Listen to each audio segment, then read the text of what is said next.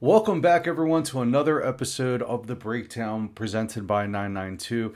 Today, we have three battles that we're going to be going over from Seattle, the Throwdown. The three battles that we're going to be going over are Dylan Hughes and Adam LZ. Then we're going to be looking at the battle of Ryan Tuerck versus Matt Field. And then the last battle we're going to watch was the finals between James Deane and Matt Field.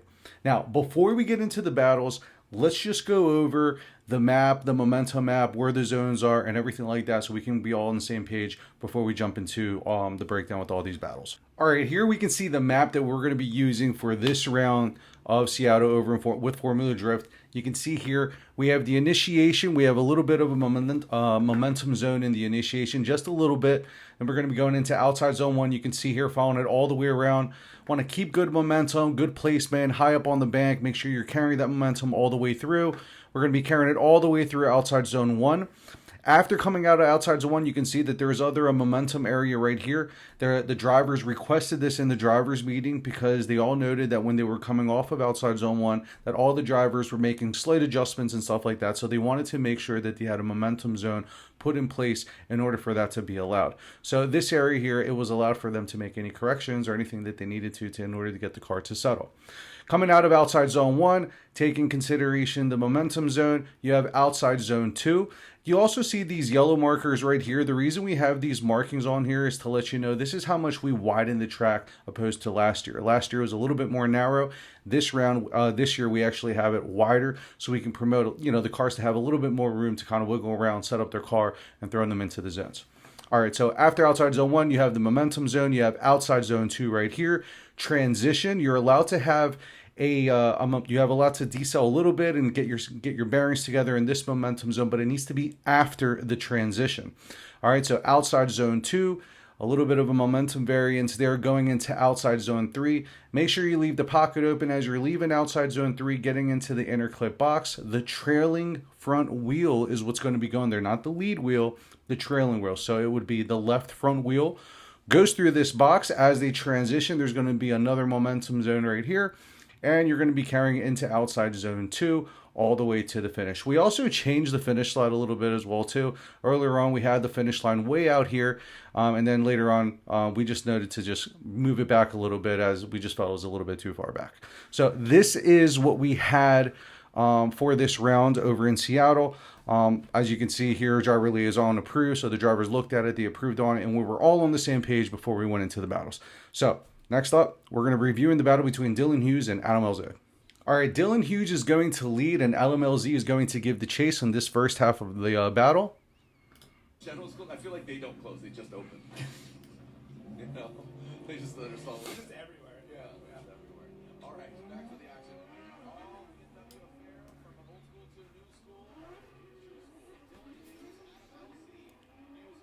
All right, we have Dylan Hughes takes off. LZ in the chase. Good job filling out outside zone 1. They come out of outside zone 1, going into outside zone 2.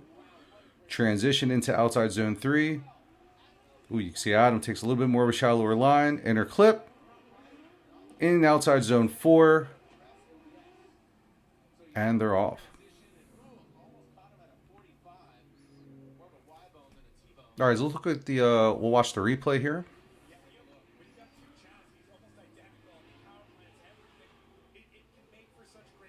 All right, we can see here, Dylan Hughes does a really good job in outside zone 1, stays really high up on the line. You can see LZ is doing a really good job making sure he has good proximity. You can see he's following the line as well too, and he's matching the angle that Dylan Hughes is having as well. So we're going to, you can see a little bit of wavering, but a really good job adjusting to everything that we see in outside zone 1. So it was a really good job in outside zone 1 by Dylan and by Adam. Coming out of outside zone 1, you can see Adam pours on a little bit of angle going into outside zone 2. You can see that Dylan Hughes here is aiming to get into outside zone 2, but you can see he's a little bit on the shallower side. Gets into outside zone 2, you can see Dylan Hughes is a little bit shallow in outside zone 2. See, Adam is trying to do his best to get back into the pockets, taking a shallower line. Cuts a little bit in outside zone 2. Now going into outside zone 3, you can see Dylan Hughes is also a little bit shallow in outside zone 3. We'd want him to get him a little bit deeper. You can see he's about a tire and a half into the zone. LZ comes in on a shallow line as well too. You know, gets into him over here, has some contact with him. Dylan stays true, stays on the throttle, does a good job, starts to come up. You can see here, Dylan is just a little bit on the inside of the clip. We want this wheel to be over in this box, and the lead so provides enough space for the chase driver as well. You can see he goes through. Adam does a really good job in the chase, staying there, matching line and angle. And then you can see Dylan Hughes also gets into outside zone 4, about a tire, maybe tire and a half into outside zone 4. And LZ doing a really good job in the chase there. Now, let me just go over a little bit of the notes that I have here that I listed there for outside zone 1. Now, for outside zone 1, you can see Dylan Hughes has a good initiation into the zone and follows through in its entirety. And LZ does a good job following him in the pocket, and Ty a little bit of wavering going into leaving outside zone 1. You can see a little bit, maybe just looking for positioning. Going into outside zone 2, Dylan gets into the zone, but is shallow in the zone and about a tire and a half inside of the zone and outside zone 2. LZ does a great job filling the zone. LZ does a decent job of having proximity, but then chops the line a little bit, exiting from outside zone 2. You see chops the line there, exits, chopping in the chase, goes into the transition, going into outside zone 3. And outside zone 3, you see Dylan Hughes is in the zone, but again is a bit shallow and should be deeper in the zone 4 to get it, to completely fill it. LZ dives in the beginning of the zone. And in the beginning of the zone in the chase, but gets a little aggressive and makes contact with him. You can see he makes contact with him right over here. LZ goes through, going over to inner clip. You can see Dylan Hughes is a smooth on the approach of the inner clip, but is a little bit too on the inside and misses the inner clip box. So you can see there, here's the wheel, here's the box. We need that to be a little bit further back. We want to make sure, and the reason we do this is so this way, the lead can always give the pocket and substantial space for the chase driver in order to get into the pocket. LZ does a good job of matching line and angle is in the pocket in the chase here. Going into outside zone 4, you see Dylan Hughes again gets into the zone, but is still shallow and not as deep. LZ does a good job of matching line and angle and is in the pocket in the chase. You can see here. Now, that's where we have them right now for the first half of the battle. We're going to go into the second half and kind of see how things transpire. As we know, at the end of outside zone 4 or at the beginning of outside zone 4 is when we start having an issue here. All right, LZ is in the lead. Dylan is in the chase. LZ does a good job, gets in outside zone 1. Dylan seems to reel him in a little bit. Gets right there. Adam pours on the angle, gets deep into outside zone 2, transitions, gets deep into outside zone 3.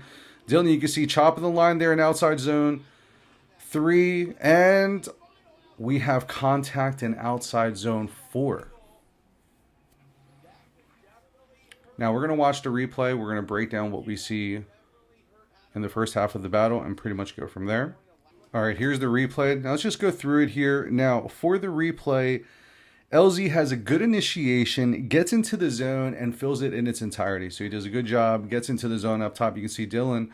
Dylan has a hard time in the beginning of the zone and positioning himself and matching the line and angle and proximity. Halfway through the zone, he slowly gains the proximity and gets where he needs to be.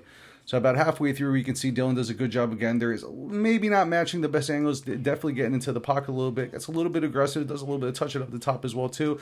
Adam stays in there, starts to pour on angle. Leaving outside zone 1. Now, basing that in comparison and outside zone 1 for both drivers, when we have outside zone 1 in comparison to Dylan Hughes in the lead and LZ in the lead, in outside zone 1, I have LZ. Going into outside zone 2,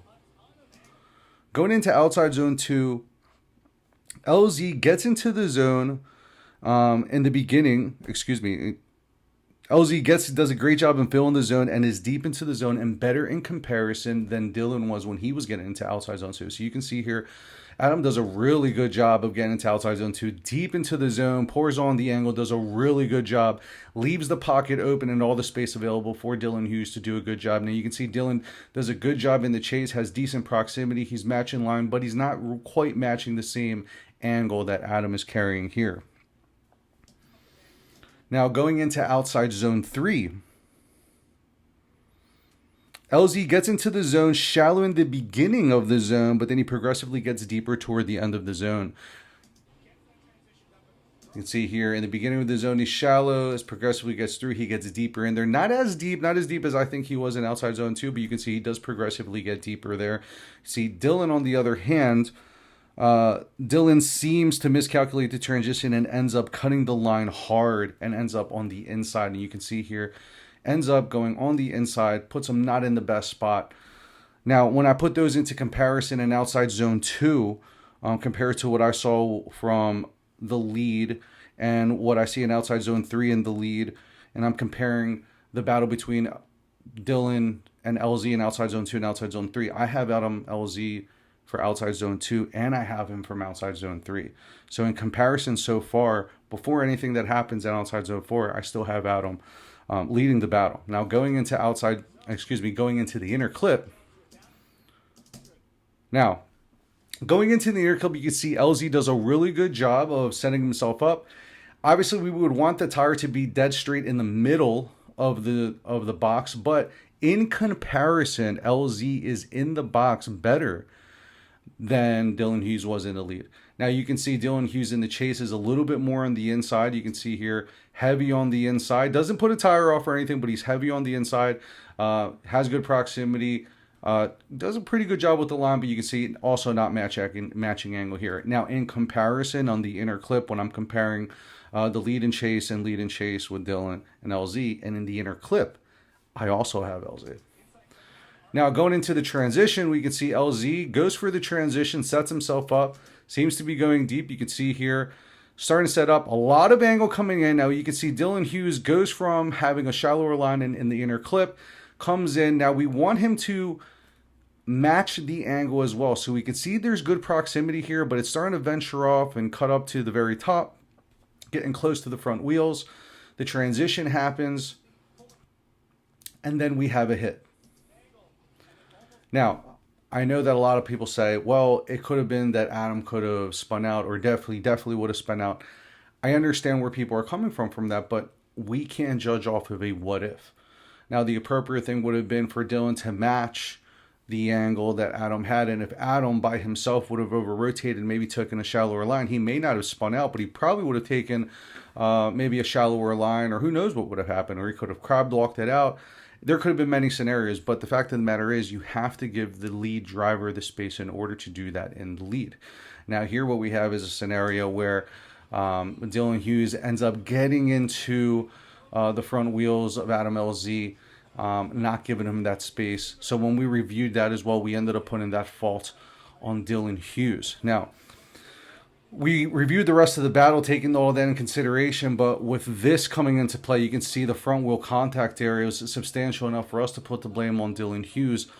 All three of the judges, after reviewing that, looking at the battle, seeing who we were going to put on blame, we ended up putting the blame on Dylan Hughes on that, going from that inner clip and then diving beeline, a straight line, into the front of the wheels is not what we're looking for. We would like him to be better onto the line, match a little bit more of the angle, and I think we would have had a different result when it came to that. But we can see here in the replay, going through, inner clip, you can see the inner clip goes through, and then here you can see Dylan is just going to take a straight line approach over to this area where we need the back of the car to rotate to get into the zone, kind of like Adams is. But you can see this trajectory, you can see where the mouse is at, is where Dylan is going to go. And when that happens, you're going to hit the front wheel.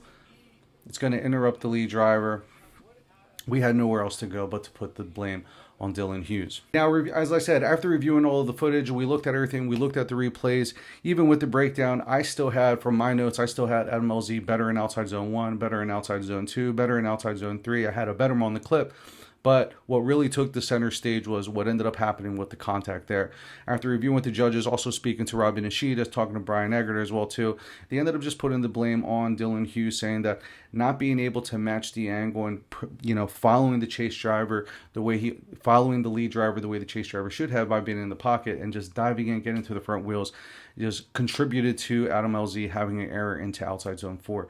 And because of that, we ended up giving the blame to Dylan Hughes, and in that case, Adam LZ is going to get the win in this battle. Again, something happened on track, and the judges independently looked at the incident. We reviewed it, and we independently came to a decision. We had to make a judgment call, and that was our judgment call here. Adam Mosley gets the win. All right, so the next battle that we have is Matt Field versus Ryan Tuerck. We're going to watch the first run of the battle, and we'll kind of go from there. All right, Field is in the lead. Ryan is in the chase. You see, they get into outside zone 1. Tuerck is a good... Oh, we can see a little bit of wavering there as well, too. Tuerck stays in it. Going into outside zone 2 on the approach. Here comes the transition. Good job getting into outside zone 3. Coming into the inner clip. Transition into outside zone 4. And we see a little bit of an error there with Tuerck. All right, so we're going to unravel a little bit what we see here.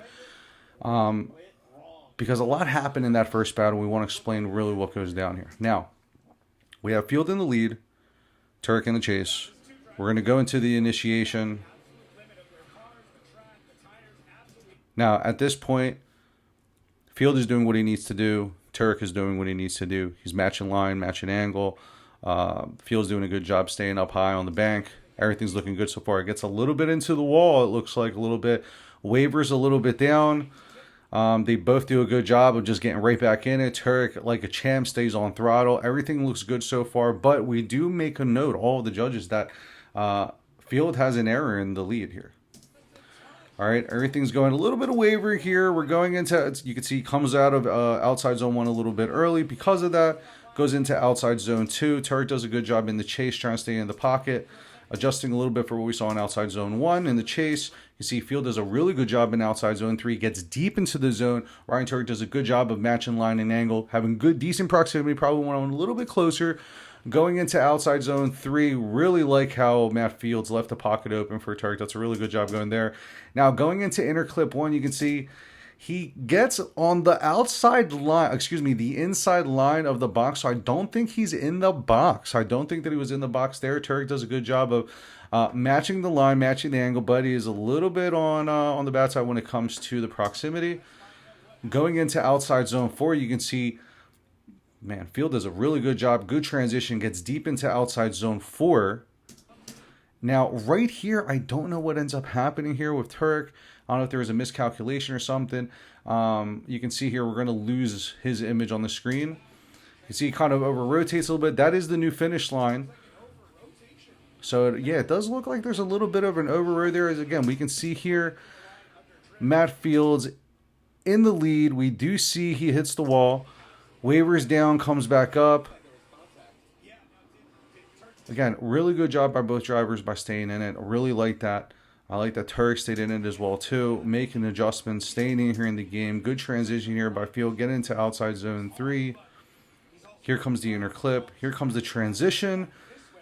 Now, Field is doing what he needs to be doing, but then Tuerck, I don't know, Tuerck, like, goes to shallow angle. I think, you know, I don't know what may have happened there. Now, we ended up watching the replay over and over again from different angles as well, too, to kind of see what was going on. Now, we ended up classifying what we're seeing here by Matt Fields as a big error as well, too. So, right from the rip, we have Matt Field with a huge error in the lead. So, that is noted so far in this battle. As we're going through and we see this battle go through, we're kind of wondering what's going to end up happening to see if there was any issues or anything like that. And it ended up being told to us that both drivers ended up getting 5 minutes in order for them to look over the car or time to look over their vehicle. So what we're seeing here is the miscalculation by Matt Fields, gets into the wall, comes down a little bit, and they almost kind of in sync kind of adjust to what was going on there. So we have a huge error by Matt Fields in the lead, but we also have a huge error by Ryan Tuerck in the chase. So because of that first run, from our point of view of the judges, it washes out. We have a huge error in the lead, a huge error in the chase. So what ends up happening in this situation, we have the first run, which is a wash, and now we have to look to see what's going on in the second half of the battle. And if something substantial sticks out, we can come with a winner. But at this point, because of what we see, an error in the lead, an error in the chase, we're pretty much even at this point. So again, we're going to look to the second half of this battle and see something substantial sticks out. All right, so now we're going to watch the second half of the battle. And as I said, with the first half of the battle, we as the judges, we watched the battle, we reviewed everything. We ended up putting a huge error on Matt Field for the lead. And then we had, that was independently done by him. So that was completely on Matt Field's fault for having an error in the lead on the bank. But then Ryan Tuerck also has an independent error in the chase, washes out the first run of the battle. So now we're left with the second half of the battle, and we're looking to see if anything sticks out substantial in order for us to make a decision on who's going to get the win here. All right, Ryan Tuerck in the lead, gets into outside zone 1. Field does a good job, good proximity, does what he needs to do to get in there. A little bit of wavering as well too. Outside zone 2, good job by Tuerck. Outside zone 3, it's a little shallow by Tuerck in outside zone 3. Gets into inner clip 1. Transition goes into outside zone 4. Field doing a good job. So we're going to watch the replay, point out a couple of things. I can tell you that when I first saw this, nothing really stuck out to me as substantial from either the chase or the lead to make a definitive decision. We can see here Ryan Tuerck does get into outside zone 1, adjusts a little bit to get higher up. You can see Matt Field also makes adjustments in order to get into the space allotted to him here. A little bit of wavering going in. Everything's looking decent though. Pours on some angle, goes into outside zone 2. Tuerck does a really good job of outside zone 2. Here comes the transition into outside zone 3. Outside zone 3, you can see Tuerck shallow in outside zone 3. We'd like him to be a lot deeper. It almost seems like he exits outside zone 3 a little bit early. Going into the inner clip, you can see Tuerck does a fantastic job of the inner clip. Matt Field so far, a great job in outside zone 2, great job in outside zone 3. Transition comes in, goes into outside zone 4. Tuerck does a good job getting into outside zone 4, does a good job getting deep. Field doing a good job having proximity, matching line and angle, and the finish line. So, as we're watching this battle, all three of us, all the judges were watching this, and again, based off of what we have in the first half of the battle here, which is a wash for the first half. Lead has an error, huge error. Chase has a huge error. All right, so the first half of the battle is a wash. Second half of the battle is what we just saw here, and to be honest with you, I just don't seem like there is enough there on the second half of the battle in order for us to have a substantial difference in who's going to win. You can see there was some wavering from Matt Fields in the chase. You can see it wasn't the best depth in some of the zones when it came to Tuerck, especially in outside zone 3. So there was still enough left on the table, and we just don't feel like there was enough there in order to come to a decision. So with that being said, on this first one more time, we end up going to a second one more time. I also ended up going one more time with all the judges. Again, this was the first one more time. And I know a lot of people were a little bit confused with why we ended up going one more time again in this scenario. But it was just to give a little bit of clarity, especially with that first half of the battle being a complete wash. Something substantial needs to stick out in the second half of the run or the second half of the battle in order for us to be able to have a definitive winner when it came to that. And as you guys see in that second half of the battle, it was a decent battle. There were some errors on both sides, but there just wasn't enough in order for us to make a decision. And that's why they ended up going for one more time. And then Field ended up getting the win.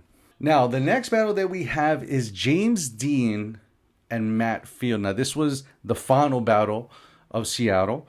And what's very interesting in this battle here is that in the drivers' meeting, a lot of the drivers came on board and said, hey, listen, coming out of outside zone 1, going into outside zone 2, we want to make sure that we have a momentum zone there. Because we do see that there's some changes and some speed changes that are going on there, and we just want to make you guys aware of that. So we included that into this, and ironically, this is where the battle ends up being decided. So we're going to watch the first half of the battle here with James in the lead and Matt Fields in the chase. We're going to break that down a little bit, and then we'll get into the rest of the battle. All right, we have James Deane in the lead, Matt Fields in the chase. James does a really good job getting into outside zone 1. Field right there with him, staying close, putting applying pressure, coming out of outside zone 1, approaching outside zone 2. James does a good job filling outside zone 2. You can see Field does a good job getting in there, keeping in good proximity. A little bit of contact in the front end as well too. Good transition after the inner clip into outside zone 4 and the finish line. Some good driving. Some good driving. All right, let's get into the replay. We can show you a little bit of what we see here. Now, good initiation. You can see James does a good job getting into the zone, nice and high up on the bank. Field is slowly closing proximity, gets right where he needs to be there, reels him in. A little bit of wavering, making some adjustments as he goes. Good tandem, good stuff right there. Going into outside zone 2, James does a good job in the lead in outside zone 2. Field does a good job in the chase. A little bit less angle than James has going into the transition. You can see James does a good job of getting into outside zone 3. You can see Matt Fields here does a good job of matching the line. Isn't really matching the angle, has good proximity. As we leave here, you can see a little bit of bump here leaving there. Matt Field doing, James Deane doing a good job staying on throttle, not let him right in the middle of the inner clip box. Look at that. Beautiful. Matt Fields, again, matching line. Isn't quite matching the angle, but has good proximity. Goes into the transition. Good time. Beautiful transition by Matt Field. Timing that transition very well. Gets right back into the pocket. That was great. That was good. James E does an amazing job getting into outside zone 4. Applies the angle. Gives every opportunity for Matt Field. And that is the end of that run.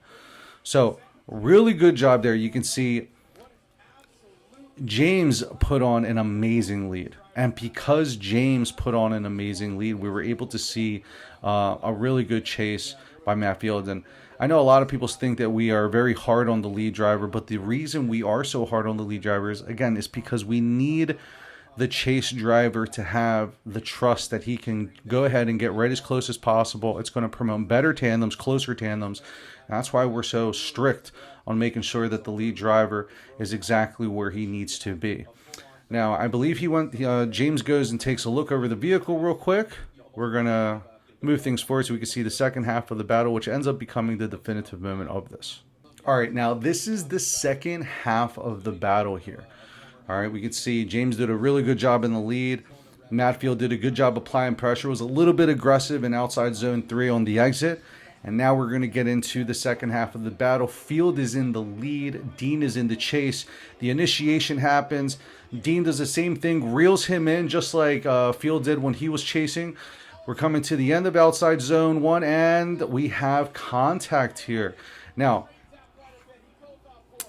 the contact that we ended up having there, we reviewed the footage as we were watching, and it is inside of that momentum zone variance. So that's the momentum zone. That's what we were telling everyone, hey, when you're coming off, or what the driver said, hey, coming off, we want to make sure that you guys are aware that there is some stuff happening here. Now, James didn't seem to think that Matt Field was going to slow down or anything there. You don't have to slow down there. All right, you don't have to slow down. You can just stay floored if you want. But the option is there to make some adjustments if need be. Now you can see here, Field's doing a good job in the lead. You can see James doing a really good job getting into positioning. Really good. But as we're coming to the end here, we have a bump right here in this area. And that bump pulls him off to the trajectory, off track. Even if he would have stayed in it, I think that, I think Matt Field would have just been 2 tires off at that point. But the fact of the matter is that momentum zone is there in order for the chase driver to know in this area there's going to be a slight dip in momentum. There's going to be some settling. Be aware of it. Don't get aggressive in that area or else it's going to be held against you. And unfortunately in this situation, because of this contact happening and pushing Matt Fields off, you can see here he's at angle. He's on throttle here. But at that point, even if we would have stopped right there, just James pushing him off just 2 tires off probably would have been more than substantial for it to happen. Again, we don't judge off of the what ifs. But what I am seeing here is we saw that this is an area where you're not supposed to be being too aggressive. You have to be aware that there's going to be a momentum change there, as per the driver said. We didn't think so. We thought they could do without it, but the drivers wanted it there. And then it becomes a gamble, like who's going to use it, who isn't going to use it. All right, and I think here, because this is the last battle, I think James Deane thought, you know what, I think Matt Field is just going to get on the right line, stay on throttle, and just give it all hell. that was maybe a slight miscalculation, which is we ended up having that contact there, ended up pushing Matt Fields off track. And because of that error, judges assess the situation. We all make a judgment call based off what we see independently, and we had to assess the fault. Here you can go again. It's coming out of outside zone 1. We're entering this area right here. This is where the contact happened in this area. We did see the momentum lights as well too. They are green. I know there were some discrepancies about some people saying, well, it was green, then it slowly went down a little bit. So what you want to be looking for, as long as it's green, if it's green all the way up, even if it's green at the bottom, as it slowly goes down, it just means that it's eventually going to get to blue. So if you see any type of blue or any type of green, it's okay. But had in that, but even if we would have seen in that area a yellow or a red, because the drivers requested this momentum zone, it still would have been okay.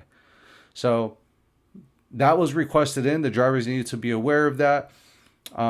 James Deane took a risk and wanted to say, you know what, maybe I'm just not going to give him too much space and I'll stay close on his door and really drive this win home. But Matt Fields was allowed to make an adjustment there. And whether people think he slowed down too much or not, I said it doesn't really apply at this point, because like right here is where this momentum zone was allowed. With all of that being said, the judges ended up watching the battle, seeing everything unfold. We ended up putting the blame on Matt Fields for that error. Excuse me, we ended up putting the blame on James Deane for that error, which means that Matt Field is going to get the win here. I was trying to link it up so as soon as I said it, he would be given here, but let me just move it on over. Matt Fields gets the win. Again, James, it's the last battle, and with it being the last battle, I'm sure James wanted to make sure, you know what, I'm going to take a risk here. I'm just going to not lift. I'm just going to use all of my momentum coming out of outside zone 1. I'm just going to gamble that Field isn't going to make any adjustments, and he's going to have the right line where he can just kind of carve from outside zone 1 to outside zone 2, and off to the races there go. But in this scenario, that wasn't the case. The gamble didn't really work out for him. He got into the side of him, pushed him off track. Matt Field gets the win. But Deane is still looking good in the points, but this was just good to see the battle that's going on here. I know there was a lot of people that were confused on what ended up happening, but I can assure you, like I said, we definitely looked over all the footage, made sure we dotted our I's and crossed our T's. And, I even spoke with James afterwards, and he was like, you know what, man, the rules are the rules, and that's just the way it goes. And man, I shouldn't have gambled, you know what I mean? But it just shows how much of a sportsman James is. I spoke to Matt as well too. I spoke to Dylan as well too. I spoke to Adam as well. Really good vibes. Obviously, some of the drivers are going to have a different way of looking at things, but the camaraderie over the pit and everybody after the event was the best part about everything. So we're going to move on and go on to Utah and see what's going on over there. But I hope you guys like this episode of The Breakdown. Those were the 3 battles that we ended up going over. Stay tuned for the next episode. We are going to be in Utah, which was going to be the finale of Pro Spec. So that's going to be really good. It's a 3-way tie, and we're going to have pro there as well. So I'm sure you guys are going to like to see that. The track is going to be a lot more enjoyable. So stay tuned for that, and we will see you next time on The Breakdown.